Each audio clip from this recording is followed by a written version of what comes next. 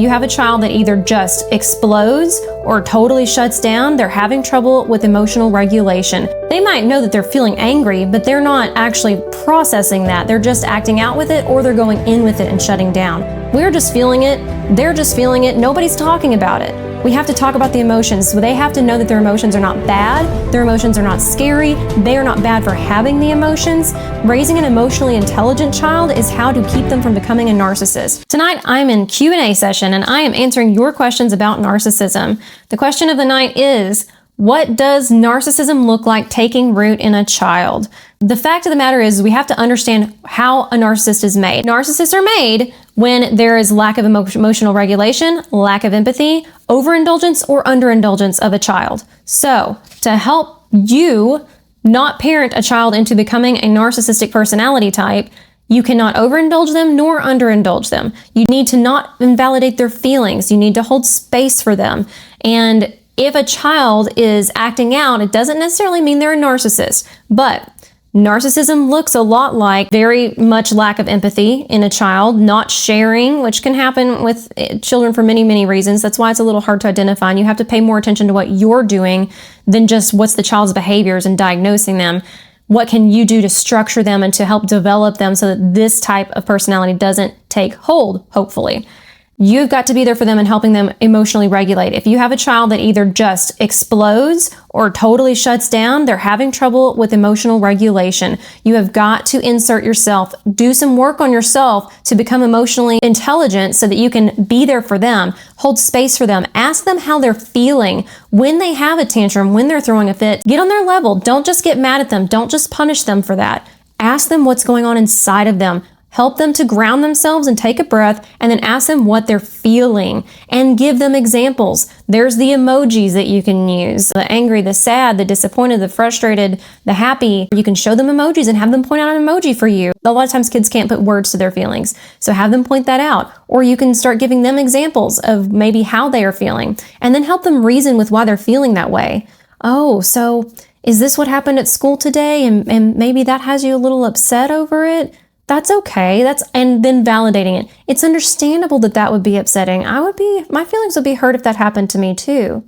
And then explain to them what to do with those emotions. So this is all a part of helping them process those emotions. They might know that they're feeling angry, but they're not actually processing that. They're just acting out with it, or they're going in with it and shutting down. So a way to help a kid that's definitely a shutdown child is to work with them on emotional identification daily. You can do this every day. So when they wake up in the morning, when they get home from school, if they're homeschooled, at lunchtime, breaks throughout the day, when they come in from recess, whatever it is, check in with them.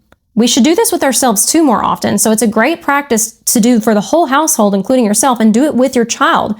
And have the emoji chart that shows all of the main emotions, and say, which one do you feel right now? Or you can have a room in the house where you put different emoji pictures in different corners, and they can stand between the two. If they're feeling a little frustrated and angry, they might stand in the middle between frustrated and angry.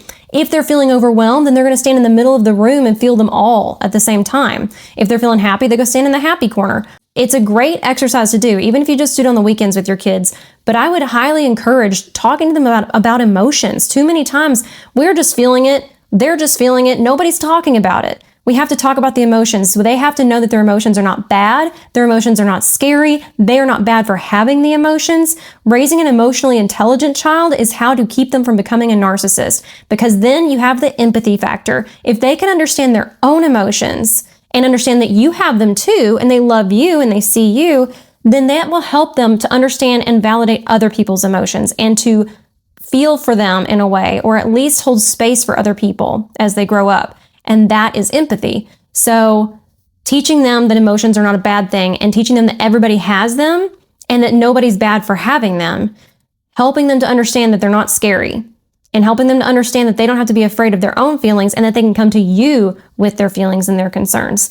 That is how to raise a non-narcissistic child, and to not overindulge them or underindulge them. Do not go through an over-spoiling process where you're doing everything for them. Give them chores. They need responsibilities. They need tasks. They need to do things and accomplish things on their own and then be encouraged. Encouragement is really important, but not an over-encouragement where everything becomes based in their performance, and not an overindulgence where you are taking them to every single thing they want to do when they want to do it. They're calling all the shots. Don't allow that. They are still children. You need to parent your child. So that is how to also mold a child to not become a narcissist. Now, I will have a deeper video on this, but that's an overview. I hope it answers your question, and subscribe so that you can get more videos like this. I love you. Have a good night. Who could stand against me? Freedom.